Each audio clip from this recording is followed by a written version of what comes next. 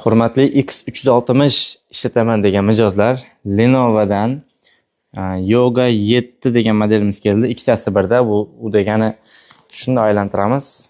Planshet ham bo'ladi. Ekran sensorli notebook degani. Notebookimiz aybi bor, video oxirida ko'rsataman. Ryzen 7 8000 seriyadagi HS protsessor. Bu turbo rejimlari ham bo'ladi. Bu kuchli protsessor hisoblanadi. 8 yadro 16 potokli protsessor, operativ xotirasi 16 GB lik DDR5 bo'ladi. 6400 MHz. Juda ham tezkor xotira operativka bilan jihozlangan. 1 TB li NVMe SSD xotira mana.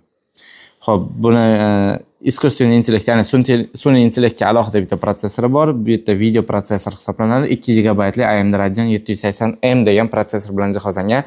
Klaviaturasi podsvetkali, отпечаткali metallik korpusga ega bo'lgan 14 dyuymli ekran bilan jihozlangan notebook.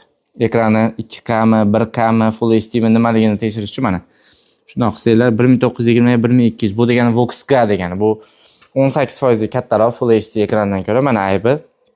Mana ko'rib turganingizdek ezilgan joyi bor. Ishlashga ta'sir qilmaydi. Mana ekranlari but-butun, ayblari ekraniga ta'sir qilmagan.